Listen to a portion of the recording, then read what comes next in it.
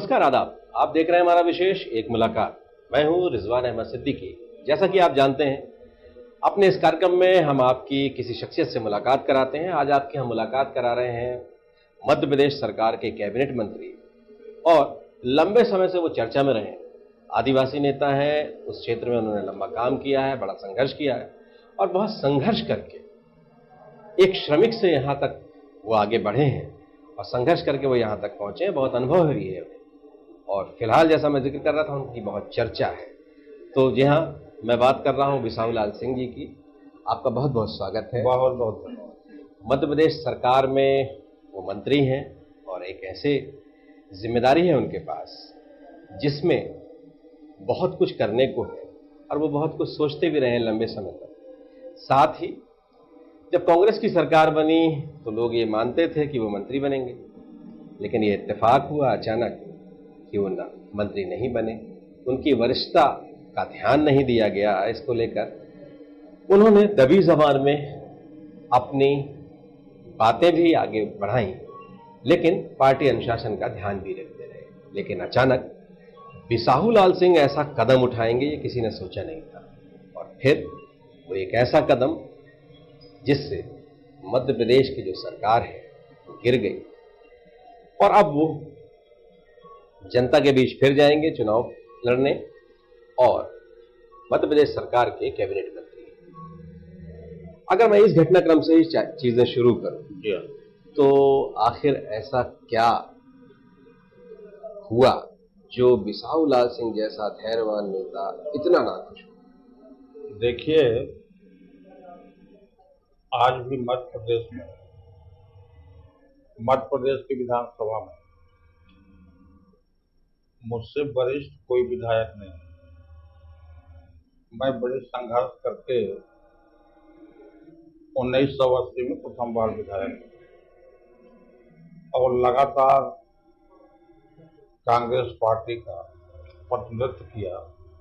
वहां पर रहने वाले गरीब मजदूर किसानों का मैंने नेतृत्व किया। यही कारण था कि वहां के लोगों ने मुझे असीम प्यार दिया और लगातार 5-6 बार अपने क्षेत्र से मुझे विधायक निर्वाचित किया। विधायक बनने के बाद सभी की लालसा होती है क्षेत्र वालों को कि हमारे क्षेत्र का समुचित विकास हो और जो प्रतिदिन रात दिन हमारे सेवा में लगा हुआ है, प्रदेश के नेतृत्व में भी उसका विशेष स्थान मिलना चाहिए। दुर्भाग्यवश कमलनाथ की सरकार बनी, हम लोग सब सहयोगी रहे और मुझ जैसे वरिष्ठ मंत्री को, वरिष्ठ विधायक को पता नहीं किस कारण से अनदेखी किया गया। फिर भी हमें कोई दुख नहीं हुआ क्योंकि मेरी कोई लालसा नहीं रही कि मुझे मंत्री बनाई जाए और क्योंकि इसलिए भी नहीं रही कि मैं मध्य प्रदेश शासन में पूर्व में लोक निर्माण विभाग का भी मंत्री रहा, ऊर्जा विभाग का भी रहा, माइनिंग विभाग का भी रहा, आपके पशुपालन विभाग का रहा, आदि जात कल्याण, विभिन्न विभागों में मैंने निष्ठा ईमानदारी से काम किया। तो ये लालसा नहीं रही कि मुझे मंत्री बनाई जाए। दुख इस बात की थी कि उस सरकार में मेरे जैसे मैं अकेले नहीं था। हमारे आदरणीय केपी सिंह जी कक्कड़ जो जिसको बोलते हैं, वो भी 6 बार के विधायक। आदर्श सिंह कंसाना जो 4 बार के विधायक। हमारे आदरणीय लक्ष्मण सिंह जी भी सांसद रहे, विधायक रहे कई बार। आपके नाती राजा कई से हमारे साथी रहे। इन लोगों को अनदेखा किया गया। अनदेखा पता नहीं किस कारण से किया गया और दुख इस बात की लगी कि 1 बार 2 बार जो व्यक्ति नए सिरे से जो निर्वाचित हुए हैं उनको कमलनाथ जी के मंत्रिमंडल में प्रतिनिधित्व दिया गया। उससे भी हमको कोई तकलीफ नहीं हुई। चलो, ये अधिकार माननीय मुख्यमंत्री जी का रहा। पर दुख इस बात की लगी कि जिस वादा करके हमने यहाँ तक पहुंचा, पहला वादा तो हमने अपने क्षेत्र में ही किया था कि जो किसान हैं वहाँ पे अपने क्षेत्र में या प्रदेश में सभी किसानों का 2 लाख तक का कर्जा हम माफ करेंगे। चुनाव के टाइम में हमने ये वादा किया। हमने ये वादा किया कि कोई माता बहनें अगर अपने बच्ची का शादी करेगा तो 51,000 रुपया हम शादी ब्याह के लिए भी मदद करेंगे। तीसरा वादा हमने किया कि जो शिक्षित बेरोजगार, हमारे वचन पत्र में था कि शिक्षित बेरोजगारों को जब तक नौकरी नहीं मिलेगा 4,000 रुपया हम उनको आर्थिक मदद कर देंगे, बेरोजगारी भत्ता देंगे। ये भी वादा किया। तीसरी बात ये थी, जो गरीब, असहाय, विधवा, इनका हम 1,000 रुपया आर्थिक सहायता देंगे। वो भी नहीं हुआ। आदिवासी क्षेत्र में रहने वाले आदिवासी भाई जो गरीब हैं, गरीबी रेखा के नीचे रहते हैं, जंगल पहाड़ में रहते हैं, उनसे भी हमने वादा किया कि अब जिस जमीन में आप रह रहे हो उसका हम मलकाना हक देंगे। बंद करिए, मलकाना हक देंगे, पट्टा देंगे। वो भी नहीं दे पाए। जब ये वादा हमने करके चुनाव जीता तो बार बार हमने माननीय मुख्यमंत्री जी से कहा, कमलनाथ जी से कहा, अपने नेताओं से कहा कि जो वादा हमने किया है उसको तो आप कम से कम पूरा करिए।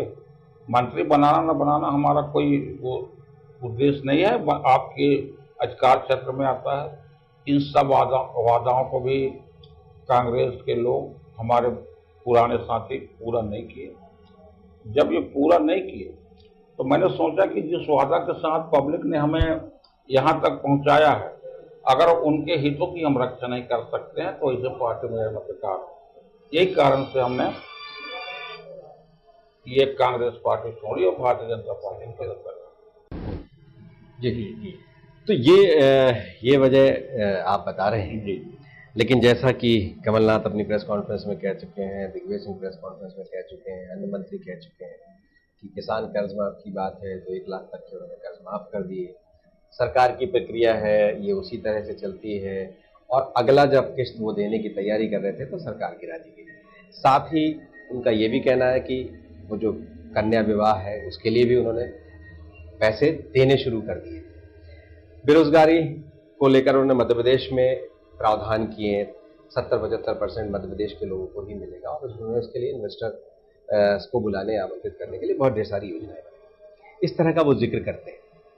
इसके साथ किसान कर्ज जिसकी आप बात कर रहे थे, क्या अब लगता है ये सरकार किसानों का कर्ज माफ करेगी? इसलिए कि इसका इरादा वैसा नहीं दिखता, ये तो अपने पुरानी योजना है इसने लागू कर दी।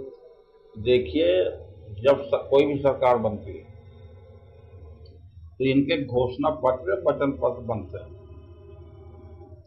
आपको शायद याद होगा कि हमारे राष्ट्रीय अध्यक्ष राहुल गांधी जी मध्य प्रदेश आए थे।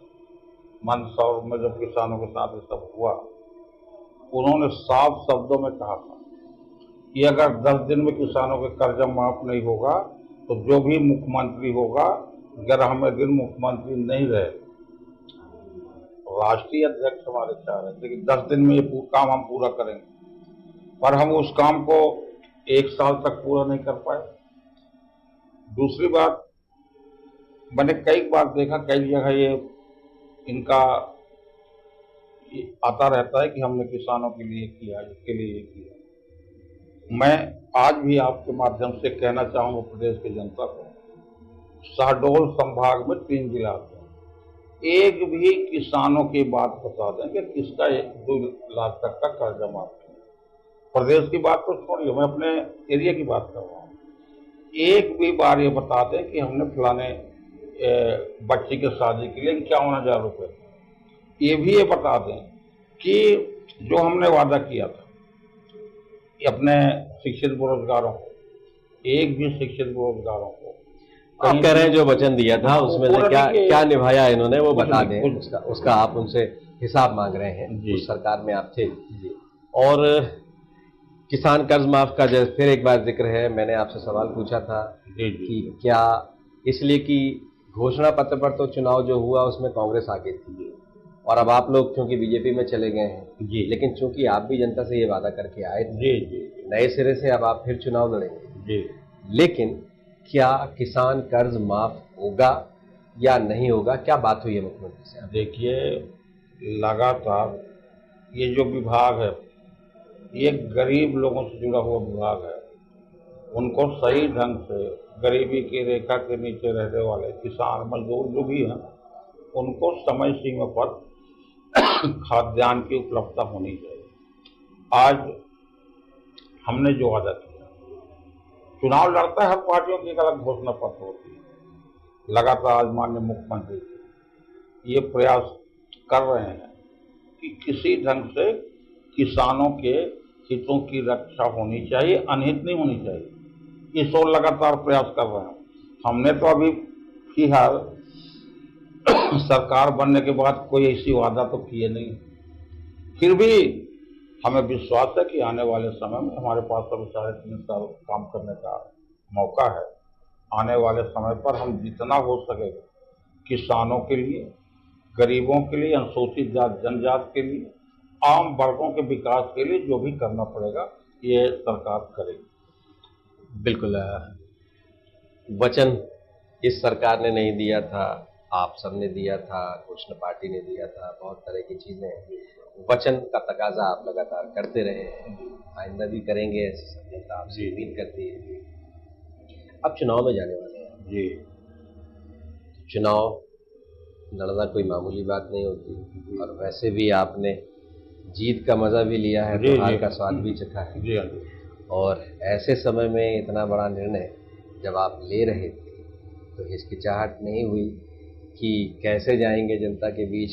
अभी तो जनता ने चुनकर भेजा ही था, पीछे इंतज़ार भी कराया जनता ने, अब फिर चुनाव लड़ेंगे, जनता बहुत से सवाल पूछेगी, बहुत से सवाल पूछ भी रही है, तो अब जनता के बीच में जाना है, कैसे जाएंगे, क्या कहेंगे? देखिए, जो निर्णय मैंने लिया ये अनूपपुर विधानसभा के जनता का निर्णय है। वहाँ के जनता ने निर्णय लिया कि आप ऐसे पार्टी में न रहिए जो हम लोगों की हित की रक्षा नहीं कर पा रही। और आज मैं आपको बताऊं कि अनूपपुर में मेरे जिला कांग्रेस के कार्यवाहक अध्यक्ष, कितनों ब्लॉक अध्यक्ष, जिला पंचायत के उपाध्यक्ष, तमाम जिला कांग्रेस के जो उपाध्यक्ष रहे वो सब लोगों ने भारतीय जनता पार्टी की सदस्यता ग्रहण कर ली। मैं समझता हूँ कि 90% से ज़्यादा लोग मेरे साथ आ चुके हैं। और आज मैं आपको बताऊं कि अनूपपुर में कांग्रेस के पास कोई कैंडिडेटे नहीं है, महीनों से ढूंढ रहे हैं, कोई चुनाव लड़ने के लिए तैयार नहीं। तो जिनके पास कैंडिडेट ही नहीं है, मैं आज भी आपके माध्यम से कहना चाहता हूँ कि आप 10 दिन के अंदर मेरे को बता दो कि कौन कांग्रेस पार्टी का उम्मीदवार होगा। इनके पास कैंडिडेटे नहीं है तो ये कहाँ से बताएंगे? तो पब्लिक विकास चाहती है, अपने क्षेत्र को आगे लाने के काम करना चाहती है। कोई चुनाव मैं तो 8-9 बार चुनाव लड़ा। आपको क्या लगता है चुनाव में आपका कोई मुकाबला ही नहीं है? जब इनके पास कैंडिडेटे नहीं है तो मुकाबला किस बात की? चलिए, वक्त है एक छोटे से ब्रेक का। ब्रेक के बाद हम इस चर्चा को आगे बढ़ाएंगे, उनसे पूछेंगे कि सियासत में कैसे आए, क्या सोचा था, क्या कर पाए, क्या करना बाकी है। चुनाव तो लड़ना ही है, जनता के बीच फिर जाएंगे, जनता की अदालत में। लेकिन इन सब के साथ कई नेताओं से उनका वास्ता रहा है। मुख्यमंत्री ये दूसरे मुख्यमंत्री हैं जिनके साथ वो काम कर रहे हैं, इससे पहले भी वो मुख्यमंत्रियों के साथ काम कर चुके हैं, मंत्री भी रहे। तो क्या अनुभव रहे हैं उनके पीछे के, और जिस विचारधारा के साथ इतने लंबे समय से वो जुड़े रहे, अब उस विचारधारा से विपरीत विचारधारा के साथ काम करने में वो अपने आप को कितना सहज पाते हैं।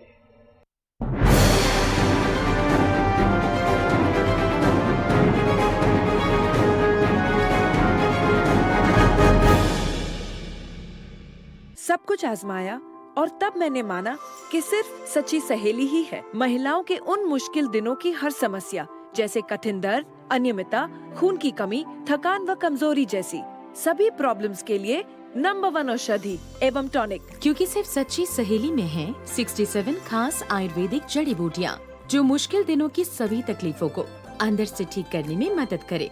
सच्ची सहेली, महिलाओं के लिए सबसे भरोसेमंद औषधि एवं टॉनिक।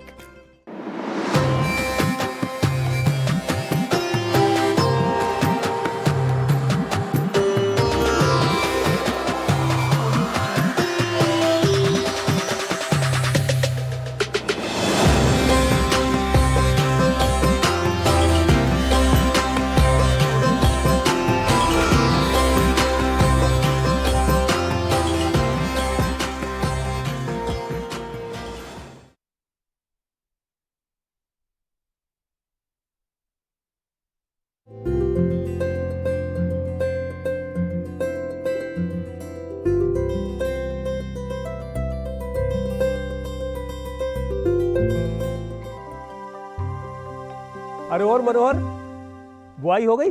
हाँ काका, बुआई तो हो गई थी, लेकिन लेकिन क्या? लेकिन यही कि अगर मौसम ऐसा ही रहा और फसल बर्बाद हो गई तो फिर पता नहीं क्या होगा। अरे तो उसमें चिंता की क्या बात है, फसल का बीमा करवाओ।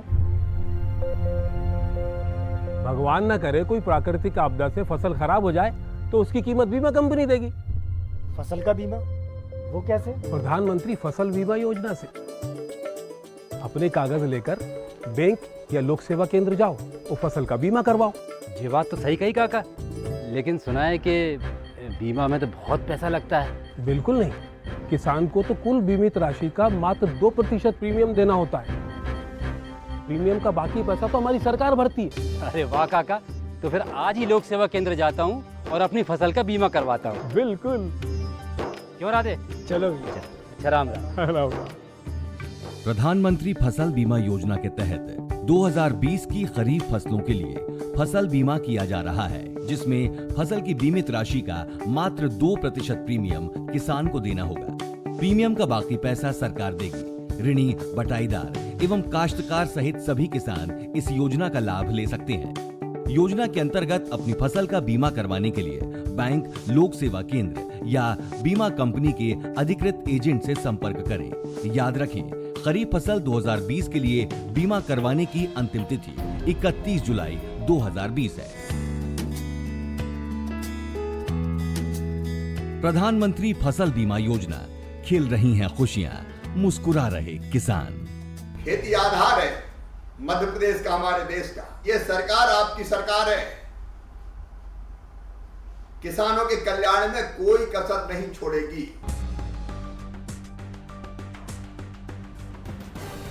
सब कुछ आजमाया और तब मैंने माना कि सिर्फ सच्ची सहेली ही है महिलाओं के उन मुश्किल दिनों की हर समस्या, जैसे कठिन दर्द, अनियमितता, खून की कमी, थकान व कमजोरी जैसी सभी प्रॉब्लम्स के लिए नंबर 1 औषधि एवं टॉनिक।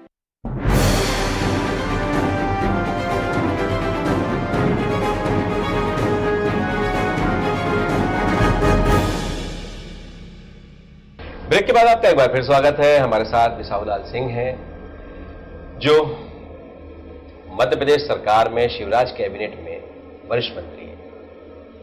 उनका जो विभाग है, उस विभाग में अब वो क्या करने वाले हैं, किस तरह से उन्होंने अपना कामकाज शुरू कर दिया है, और वैसे भी जनता के बीच में वो जब जाएंगे तो बहुत समय अभी नहीं है उनके पास अपने विभाग में काम करने का, कोरोना काल भी है, तब उन्होंने क्या क्या चीजें शुरू कर दी हैं। बड़े अनुभवी नेता हैं, उन्होंने शुरू क्या क्या कर दिया। देखिए, जैसा आप कह रहे हैं, वास्तव ये विभाग बहुत महत्वपूर्ण विभाग है और हम यहाँ के किसानों को बहुत बहुत बधाई भी देना चाहेंगे कि आज मध्य प्रदेश एक ऐसा राज्य हो गया, पंजाब, हरियाणा, पूरे भारतवर्ष में गेहूं उपार्जन के क्षेत्र में मध्य प्रदेश आज सबसे अग्रणी है। दूसरी बात, हमारे लक्ष्य है कि हमने 1,29,000 जो मैट्रिक टन गेहूं खरीदा है, इनका सबका भुगतान करने में भी माननीय शिवराज सिंह के निर्देश पर यह प्रदेश अग्रणी रहा। मुश्किल से अभी जो पाइपलाइन जो अपने पेमेंट का है, कंप्यूटर क्रम, उसके से 5-6 हज़ार लोगों का पेमेंट नहीं हुआ। पेमेंट भी हमने किसानों तक समझते में पहुंचाया। आज हमारे सामने एक समस्या आ रही है, 3-4 महीने बाद ये धान का उपार्जन भी होगा, धान का परिवहन होगा, धान का हम स्टोर भी करेंगे। तो वरदान जो बोरा की समस्या है, अभी से इस ओर हम लोग प्रयास कर रहे हैं कि बोरा की उपलब्धता होनी चाहिए, ताकि किसानों का हम सब सही समय सीमा पर उनका उपार्जन किया हुआ धान की खरीदी कर सकें। ये प्रयास है। दूसरी चीज, हमारा ये भी प्रयास है कि कोई भी गरीब, चाहे किसी जात या वर्ग का है, जो गरीबी रेखा के नीचे है, उनको सही समय पर राशन की उपलब्धता हो। और हमने अभी 2-3 दिन पहले इसकी बैठक भी रखी है। अपने विभाग के माध्यम से सभी जिलाधिकारियों को हमने निर्देश दिया है कि किसी ढंग से अनियमितताएं नहीं होनी चाहिए, समय सीमा पर गरीबों को राशन की उपलब्धता होनी चाहिए। इस ओर हमारा पूरा प्रयास है और आने वाले समय में प्रदेश के जनता को सबको आश्वस्त करना चाहता हूं कि किसी ढंग से हम राशन की कमी गरीबों को नहीं होने देंगे। बिल्कुल, राशन की कमी आप नहीं होने देंगे गरीबों को, उनके लिए। इसके अलावा भी आपका जो विभाग है उसके बहुत ढेर सारे काम हैं, तो आपने कोई योजना बनाई है, कुछ चीजें हैं, उसको और कैसे आगे आप बढ़ाएंगे?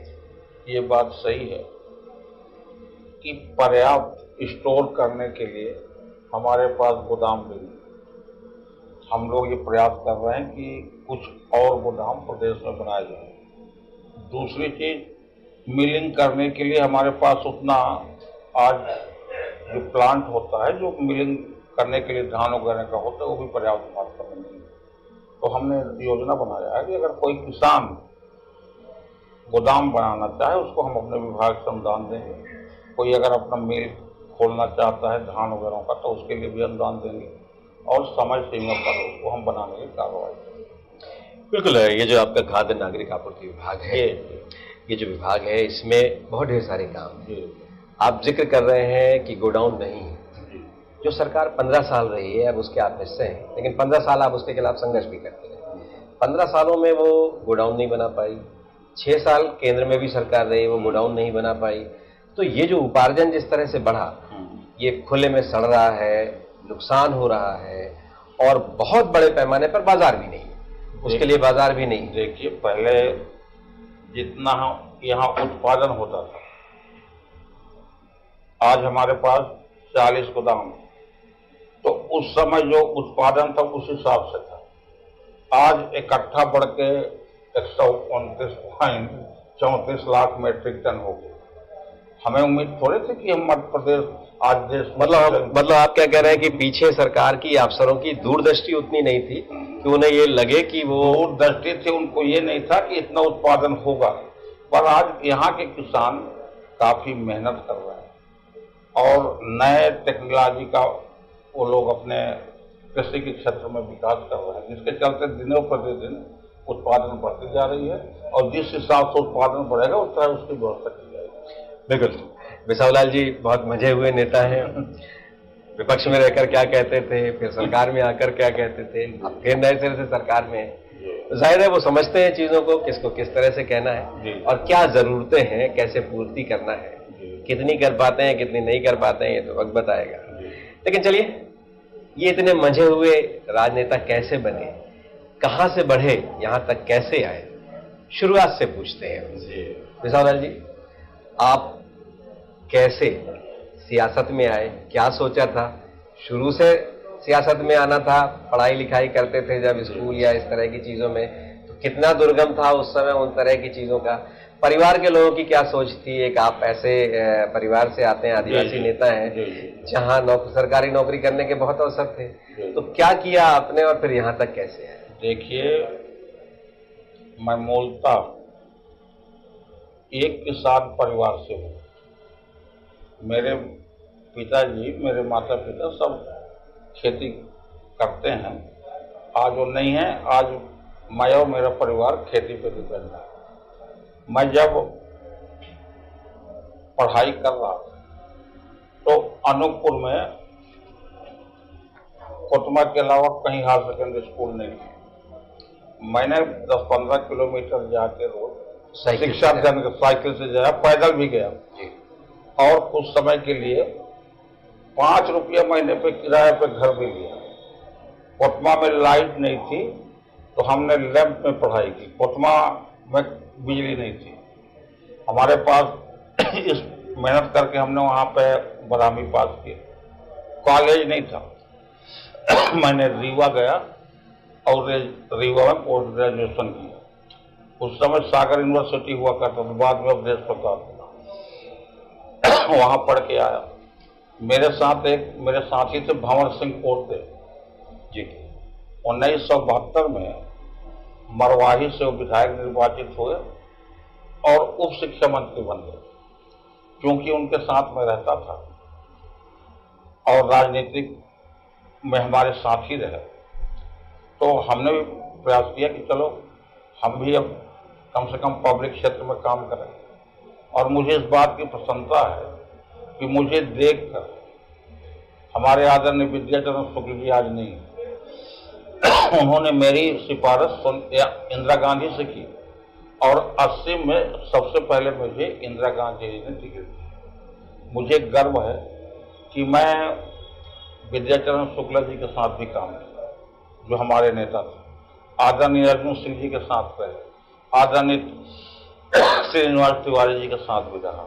मेरे जिला के आदरणीय कृष्णपाल सिंह जी जो वरिष्ठ मंत्री रहे, आदरणीय राम प्रसाद शुक्ला विधानसभा के अध्यक्ष रहे, आदरणीय हमारे रणविजय प्रताप सिंह जी उमरिया से भी मंत्री रहे। मैं जिला कांग्रेस का अध्यक्ष रहा और मेरे टाइम पे इन लोगों ने भी विधायकी की मेरे नेतृत्व में। तो इन सब लोगों से हमने सीखा और लगातार सीखने के बाद हमारे आदरणीय दलवीर सिंह साहब थे केंद्रीय मंत्री, उनके साथ भी हमारे संबंध रहे। तो धीरे धीरे सब लोगों से जो सीख मिली, आज इतने ऊंचे तक हम पहुंचे हैं और आज प्रदेश को आगे बढ़ाने के लिए काम कर रहे हैं। जाहिर है एक सामान्य परिवार से, कृषक परिवार से आप आए और 5 रुपए के किराए के घर में रीवा तक पढ़ने गए। बहुत साधन नहीं थे, अभाव भी रहा। तो इस तरह से अभाव में जब आप पढ़ लिख कर आए, इसलिए कि आप जिस क्षेत्र से आते हैं वहाँ बहुत कम, और खासतौर से आप जिस वर्ग से आते हैं वो बहुत कम लोग पढ़ते लिखते हैं। पढ़ने लिखने के बाद कभी ये मन नहीं हुआ कि सरकारी नौकरी में जाना है या ऐसा कुछ करना है? देखिए, मेरे साथ जो लोग रीवा में पढ़ रहे थे उस समय इतने नौकरी का क्राइसिस नहीं था। मेरे साथ पढ़ने वाले IAS भी बने, मेरे साथ पढ़ने वाले सेल्फ टैक्स ऑफिसर और उसके बाद वो कमिश्नर बन के कुछ लोग अब रिटायर हो गए, कुछ लोग एक्साइज कमिश्नर बन के भी रिटायर हो गए। उस समय अगर मैं भी प्रयास करता तो मैं भी आज क्लास 1 ऑफिसर बन के रिटायर हो गया। क्योंकि मैंने बड़ी गरीबी के साथ शिक्षा अध्ययन किया था, तो मेरी लक्ष्य रही है कि हमारे जिले के और हमारे क्षेत्र में रहने वालों के लोगों के लिए मैं जितना अधिक काम कर सकूं उतना काम करूंगा। और आज मुझे गर्व है कि मध्य प्रदेश में जितने मेरे विधानसभा में हायर सेकेंडरी हाई स्कूल हैं मैंने खोला है। मैं समझता हूँ किसी के क्षेत्र में नहीं, 100 से ज़्यादा हमने स्कूल खोला, डिग्री कॉलेज खोला। और अनूपपुर एक ग्राम पंचायत था, उसको आज मैं कलेक्टर स्तर पर ले गया। पुलिस की चौकी नहीं थी, पुलिस की चौकी खोला, आज SP बैठ रहा है। हर गांव को मैंने सड़क से जोड़ा। मैं आपको बताऊं कि कभी आपको मौका मिले तो उनको जरूर आइए। मेरे क्षेत्र में छोटी मारुति गाड़ी में आदिवासी सड़क होने के बावजूद आप हर गांव में बरसात में जा सकते हैं। हर जगह पुलिया है, हर जगह रोड है। मैंने बहुत निकट से देखा है, इसलिए मैंने तो पत्रकारिता की है, यही मेरा मोटरसाइकिल पर पत्रकारिता की है, वहाँ बाइक पे घूमकर मैंने बहुत पत्रकारिता की है जी। और मैंने बहुत नजदीक से देखा है। आपको भी आगे बढ़ते इसी तरह से मैंने बहुत निकट से देखा जी। लेकिन मेरा सवाल आपसे ये है कि आप मंत्री भी बने, आप खुद से कह रहे हैं कि आपने बहुत ढेर सारे विकास कार्य किए, आपकी लगन थी और जाहिर है जो आप जिस राजनीतिक दल का हिस्सा थे उसका समर्थन था और आप इतने बड़े काम कर पाए, करने में सफल हुए। दलवीर सिंह जी एक आदिवासी, बड़े आदिवासी नेता थे, वो भी बहुत पढ़े लिखे नेता थे। और ऐसे नेता जब उस पूरे क्षेत्र में दलवीर सिंह जैसे बड़े नेता होने के बाद आदिवासी एक और नेता आगे बढ़े, उसके लिए आपका बहुत संघर्ष है और समर्थन भी आपको बहुत सारा है। विद्याचरण जी हो, अर्जुन सिंह जी हो या दिग्विजय सिंह हो, इन सबका आपको बहुत समर्थन भी रहा है। तो जब दलवीर सिंह से आप उस समय जब वो नेता थे, उस समय एक अपना स्थान बनाए लेने में कितना संघर्ष करना पड़ा? नहीं, ऐसी कोई बात नहीं। देखिए, हम लोगों में कभी भी प्रतिस्पर्धा की बात नहीं रही। वो मुझे अपने छोटे भाई जैसे मानते हैं, मैं भी उसको बड़े भाई जैसे मानता हूँ। और जब भी मौका मिला डेवलपमेंट के लिए वो भी मुझे सुझाव दे रहे थे, और मेरा भी प्रयास रहा कि केंद्र सरकार की योजना हो चाहे कुछ भी हो, हम भी उनसे हमेशा मार्गदर्शन लेते रहे। इसलिए हमारे बीच में कोई ऐसी प्रतिस्पर्धा नहीं थी। साथ ही दिग्विजय सिंह सरकार में आप मंत्री थे और बहुत महत्वपूर्ण जिम्मेदारियां थी। ऊर्जा भी आपने देखा और ऊर्जा की दुर्दशा भी आपने उसी सरकार में देखी। साथ ही लोक निर्माण विभाग भी था। लोक निर्माण विभाग में उस दौर में सरकार के सामने बड़ी चुनौतियां थी, सड़कें बहुत खराब हो गई थी, वो दौर भी आपका था। तो ऐसा क्या था जब आप चूक गए और वो काम नहीं हो पाए? ऊर्जा भी बहुत कठिनाई के दौर से गुजरा और सड़कें भी बहुत मुश्किल थी, और जो हार की वजह बनी थी, बिजली पानी सड़क हार की वजह बनी थी, उस सरकार के आप हिस्सा थे। तो आपको क्या लगता है ऐसा क्या चूक हो गई थी उस दौर? देखिए, उस समय जो मध्य प्रदेश में सरकार थी, उतनी बजट उतनी राशि प्रदेश को नहीं मिलता था। मैंने प्रयास किया, हमने कई बार उनसे चर्चा किया। उस समय उन्होंने कहा कि भाई आप मध्य प्रदेश में सड़कों की हालत जर्जर है, आप इन सड़कों का किस ढंग से सुधार कर सकते हैं। हमने उनसे चर्चा करके मैं उनको ये कहा कि हम अब हमारे पास लोन लेने के अलावा कोई साधन नहीं। हमने मंडी बोर्ड वालों से बात की, हमने मंडी बोर्ड से ऋण लिया, और बीओटी जो प्राइवेट जो रोड बना रहे हैं, आज कई जगह आपके ये मॉडल के तौर पर पूरे देश में आज आप कहीं जाएंगे तो कहीं पे आपको वो मिल जाएगा। वो आपके दौर में ही शुरू। सबसे पहला काम मैंने उस समय देवास से इंदौर रोड बनाया था। जो देवास से इंदौर कभी जाए, बिल्कुल मुझे याद। हाँ, तो वो रोड को हमने शुरुआत किया था, और बाकी जगह अगर पैसा नहीं है तो हमने प्राइवेट लोगों को देने का पहल हमने किया था उस जगह, क्योंकि राशि उतना थी नहीं, जिसके चलते हमारे जो प्रपोजल्स थे, हमने पूरे प्रदेश के एक प्रस्ताव बनाया था कि किस रोड में क्या चाहिए, किसकी जरूरत है।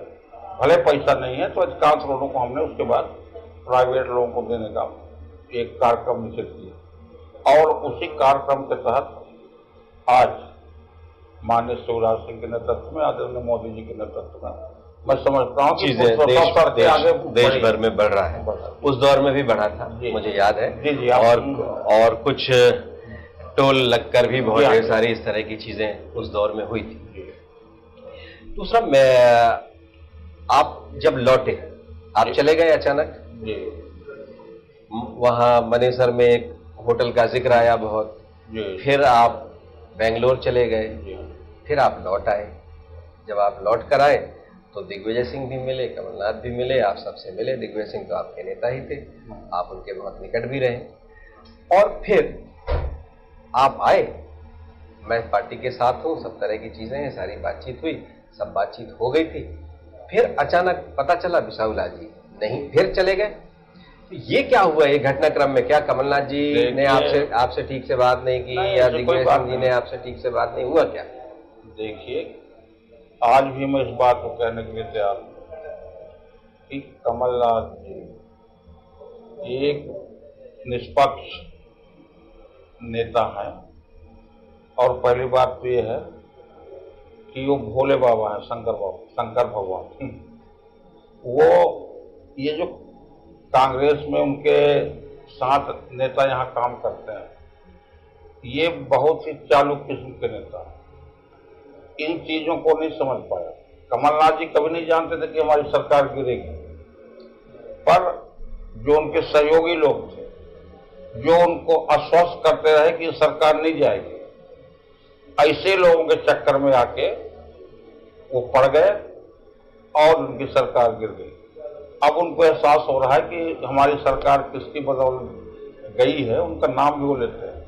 हाँ, तो देखिए, ये बातें हैं कि वो समझ नहीं पाए। अगर उनको समझ में आ गया होता तो ये सरकार न गिरी। जब आप लौट कर आए, मुलाकात भी करने गए, आप उनसे मिले भी, तस्वीरें भी छपी, आपके कहीं और भी बैठे हुए तस्वीरें छपी, बहुत तरह की चीज़ें हुई, फिर लगा कि बिसाहू लाल जी वापस आ गए हैं और दिग्विजय सिंह जी से बहुत गहरे संबंध हैं, उनके बड़े निकट संबंध हैं और वापस आ गए और अब नहीं जाएंगे। अनिल सिंह भी वापस आ गए। फिर अचानक क्या हुआ? ऐसी कौन सी बात थी, ऐसी कौन सी चीज़ें थी जिसकी वजह से फिर दोबारा आपने ये निर्णय लिया? देखिए, जब मैं भोपाल से बाहर गया,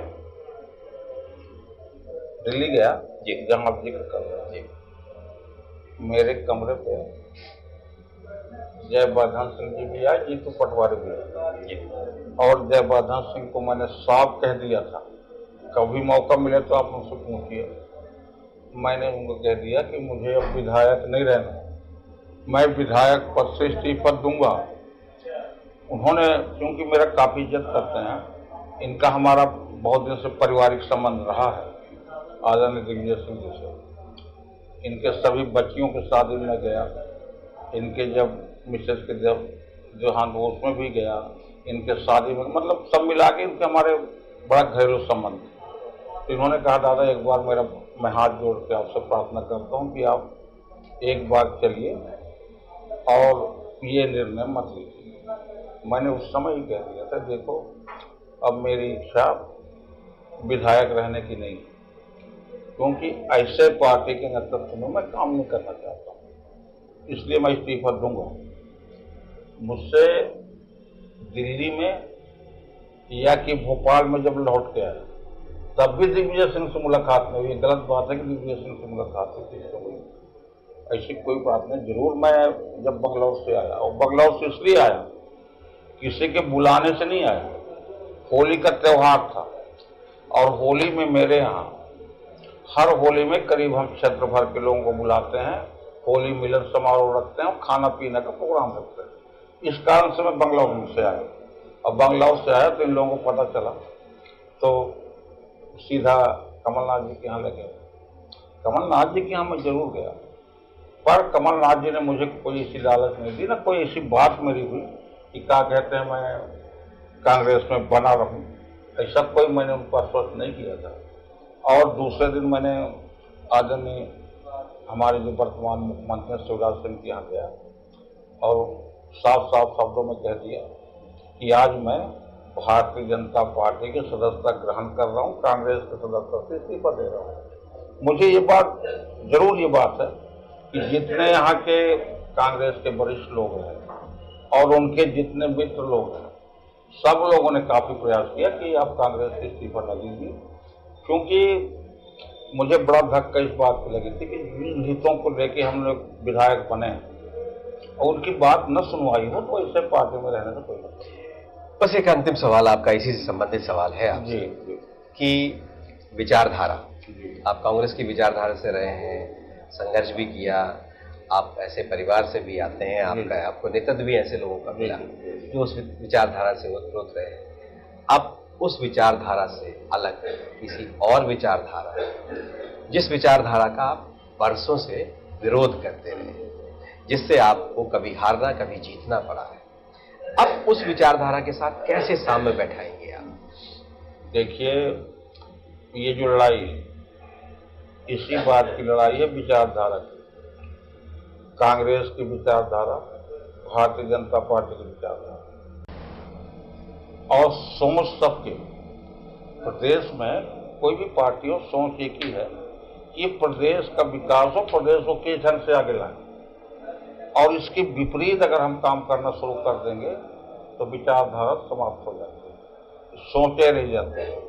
कांग्रेस भी यही बात की ओर गया। कांग्रेस के विचारधारा बहुत अच्छे रहे, बहुत बड़े बड़े नेता रहे, पर वर्तमान में जो कांग्रेस की सोच है बदल गई, और यही सोच के चलते आज प्रदेश के देश में कांग्रेस की दुर्दशा हो रही है। आपको मालूम होगा कि एक जमाने में दिग्विजय सिंह बिहार के प्रभारी महामंत्री हुआ करते थे, उत्तर प्रदेश में भी रहे महामंत्री, प्रभारी, जनरल सेक्रेटरी, राजस्थान में भी रहे, महाराष्ट्र में भी रहे, गोवा में भी रहे, आंध्रा में रहे, उड़ीसा में रहे।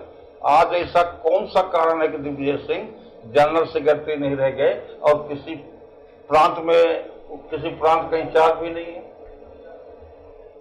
ये एक सोच का विषय है।